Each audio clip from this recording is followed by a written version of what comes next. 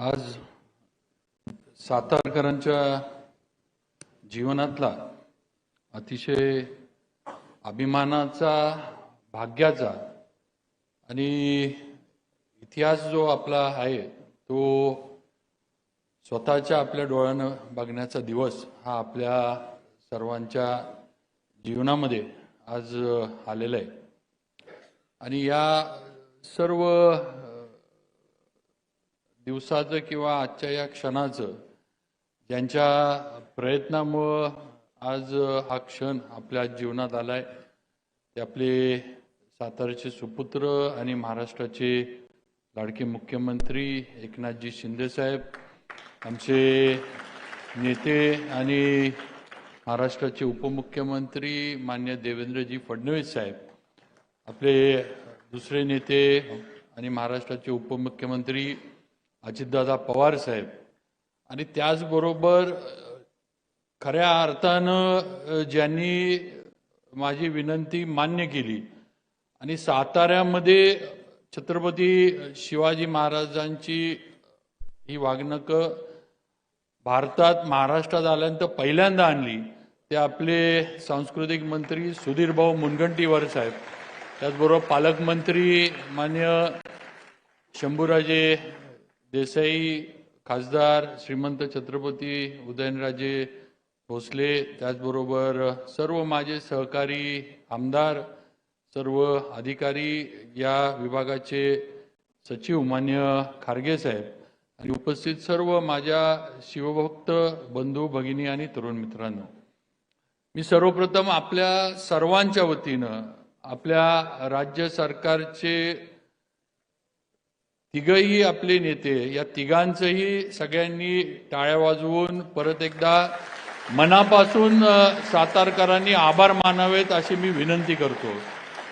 सुधीर भाऊंचे पण आपण आभार मानले पाहिजेत, कारण आज सगळ्यात प्रथम छत्रपती शिवाजी महाराजांची वाघनकं लंडनवरून साताऱ्यामध्ये त्यांनी आणली, याबद्दल सुधीर भाऊंना जेवढं आपण धन्यवाद देऊ तेवढे कमी आहेत असं म्हटलं तरी काही चुकीचं ठरणार नाही।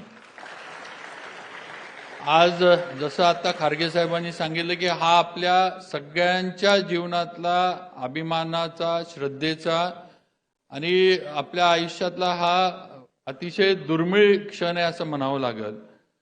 जो इतिहास आपण पुस्तकातून आपण आपल्या शिक्षणाच्या माध्यमातून म्हणा किंवा वेगवेगळ्या ह्याच्यातनं वाचला, बघितला, चित्रामध्ये बघितला, आज खऱ्या अर्थानं त्या इतिहासाचं साक्षीदार होण्याचा क्षण हा आज आपल्याला मिळालाय।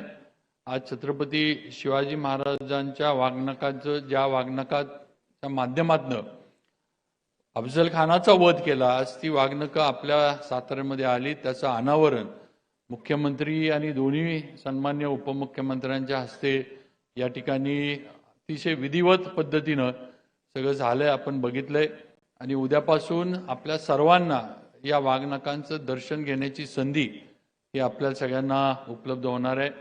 मी फक्त इथं उभा आहे एवढ्यासाठीच की आज या तिघांनी आणि सुधीर भाऊंनी हे आपल्याला जे काही आपला इतिहास होता तो आपल्यापर्यंत पोहोचवलाय।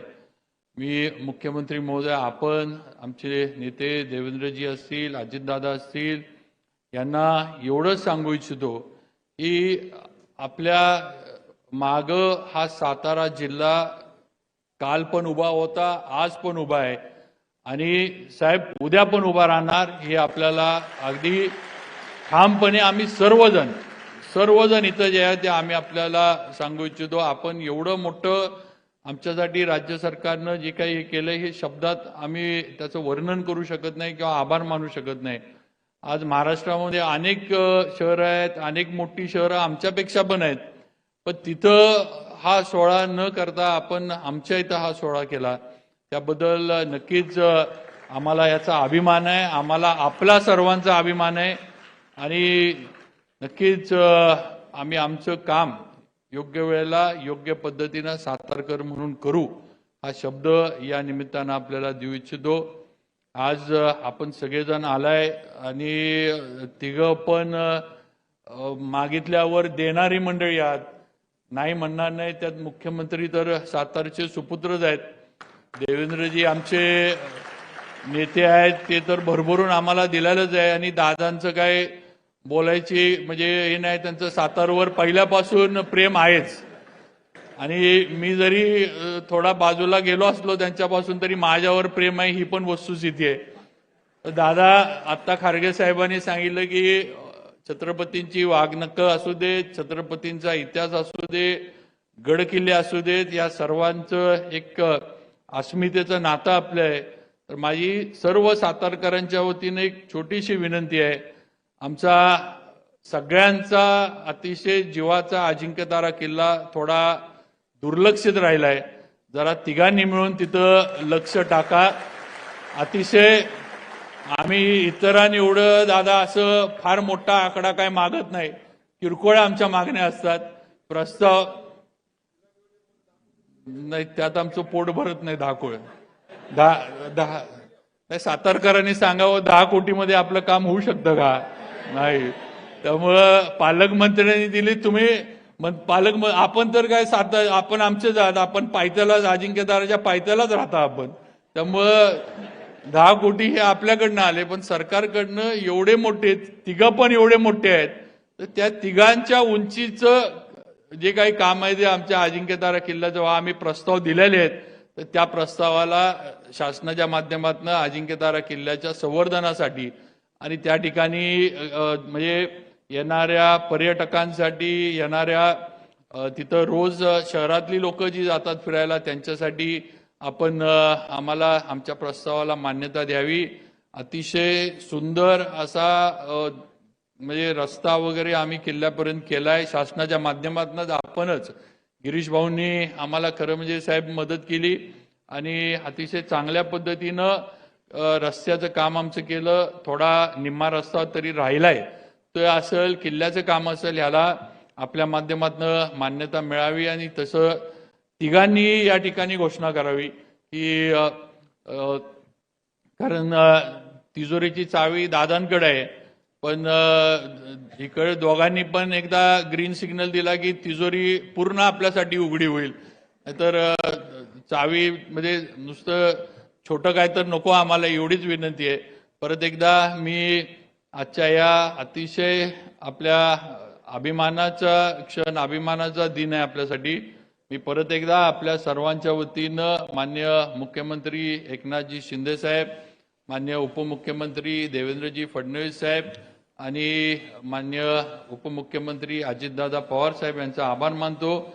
आणि मला वाटतंय घराण्याच्या वतीनं, मी इथं आहे, उदयनराजे इथं आहेत, माझे एकच घराण्याच्या वतीनं अगदी हात जोडून विनंती, जे या वागणकांबद्दल गैरसमज पसरवतात त्यांना मी करतो की कृपा करून छत्रपतींच्या इतिहासाला कुठंतरी गालबोट लावण्याचा प्रयत्न कोणी करू नका. आज हा क्षण हा या महाराष्ट्राच्या शिवप्रेमींच्या, शिवभक्तांच्या आयुष्यात आलाय. त्याचा आनंद त्यांना घेऊ दे. त्यांना त्या ह्याच्याबद्दल, कारण नेहमीच छत्रपतींचा इतिहास म्हटलं की त्याला कुठंतरी कमी लेखण्याचं काम हे केलं जातं. आणि दुर्दैवाची गोष्ट हीच आहे की महाराष्ट्रातला मराठी माणूसच हे करत असतो.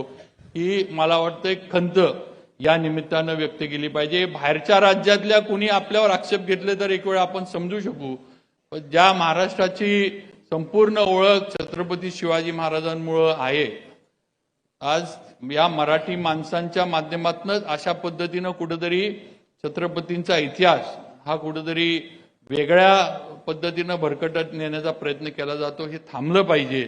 आणि वाघनखांच्या बाबतीत कुणीही चुकीच्या ह्याला म्हणजे आपण तर कुणी त्याच्यावर विश्वास ठेवूच नाही, कारण सगळा इतिहास आहे, सगळा इतिहास आपल्याला माहीत आहे. त्यामुळं मी परत एकदा आजच्या या कार्यक्रमाच्या निमित्तानं आपले तिन्ही नेत्यांचं स्वागत करतो. सर्व माझे सहकारी आमदार, मान्य खासदार सगळ्यांचं या शहराचा आमदार म्हणून स्वागत करतो. सुधीर भाऊंचं परत एकदा मनापासून स्वागत करतो आणि थांबतो. जय हिंद, जय महाराष्ट्र, जय शिवराय.